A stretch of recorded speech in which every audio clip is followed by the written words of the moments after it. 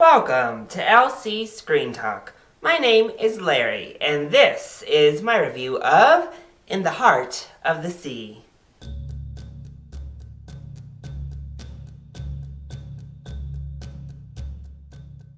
So it's been quite some time since we've had a Moby Dick retelling, so why not now? But Ron Howard, to his credit, delivers a story unlike any of the tellings that came previously. It was one I'm definitely glad I saw.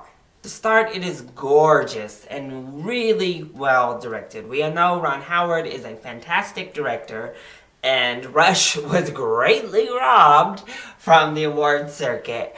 But again, his touch is here. I mean, it's gorgeous to look at. The cinematography is beautiful. And I was a little bit scared about the special effects going in, just because in the trailers, I never was quite convinced that that was a whale and that was an ocean. It all just looked a little bit too special effect to me.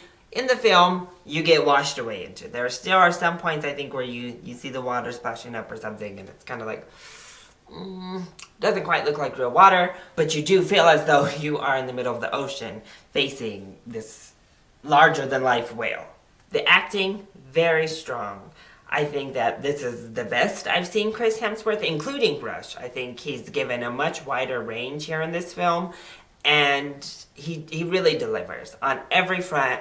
We all saw his dramatic weight loss, and you do see it in the film as well. More than just transformation physically, I think his transformation as an actor, very impressive. Tom Holland, our future Spider-Man, is in here, also very, very good. And everything I've ever seen him in, he's been very, very good. So if he can bring this same level of quality to the role of Spider-Man, Marvel fans, whew, we can breathe easy. We also have Ben Whishaw, who plays Herman Melville, the author of Moby Dick.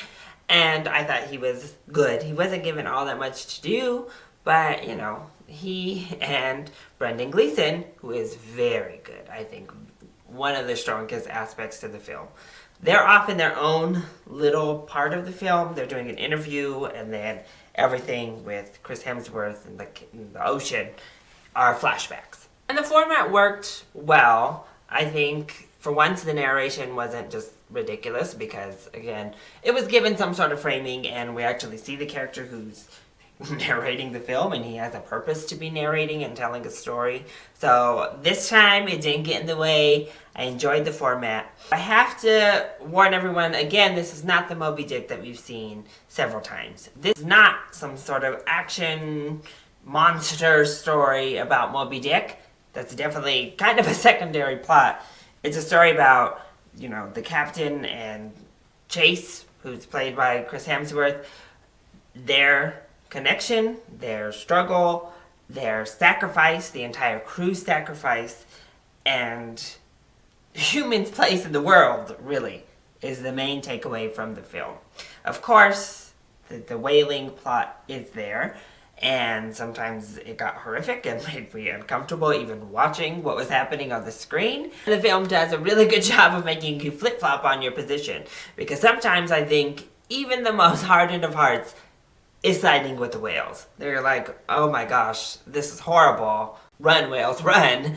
And then with Moby Dick himself, I didn't know that they were going to ever make me get back on the side of the humans, but they do. Because Moby Dick turns from, you know, a champion of the whales to just like a revenge-driven monster. So it does switch the flip where you're feeling sorry for these men. And I appreciated that. But Chris Hemsworth has such a fantastic arc in the film, as does Tom Holland's character. But because his character's the one telling the story as Brendan Gleeson, I actually felt like, oh, did you not learn anything? Like, I feel like you didn't really learn much. But Chris Hemsworth's character comes so far from his beginning attitude through the entire thing on pretty much every aspect. He comes so far. So does our captain. He comes very far as well. And I think that's why it's such a fabulous performance from him. For me, the major problem with In the Heart of the Sea is that it's just such a bloated movie. It is very long, and it does feel long. It drags in some portions of the film where it really is needless for it to be dragging this long. If you're coming in looking for the story of Moby Dick, and that's kind of what you're centered around, know that again, it is very much a B storyline. And it is not the central story that we're focusing on here, and I think the trailers definitely make it look like that is the heart of the film and the heart of the action. It is the only action pretty much that happens. It's just kind of there to provide some sort of breakup of the monotony of the slowness of the movie. Moby Dick serves as a villain, but really as a catalyst to move things forward and to make the audience not completely just hate our crew and think that, everyone's a horrible person.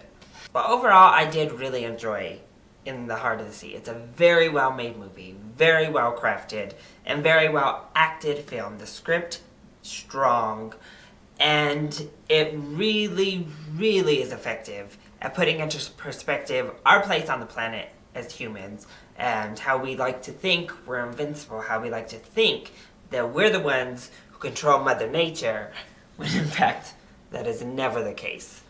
I think it warrants to be seen on the IMAX screen, but a matinee. I would say IMAX matinee or just regular matinee. I'm not sure it necessarily deserves your full price ticket. So, that has been my review of In the Heart of the Sea. I hope you enjoyed it. If you did, go ahead, click like down below and subscribe to the channel so you are always up to date on our latest videos. Also, join in on the discussion. Are you excited to see In the Heart of the Sea? And what is your favorite Ron Howard film? Let me know either in the comment section down below or hit me up on Twitter. I love you all so much for your support. Mwah! Thank you for watching, and I'll see you next time. Bye!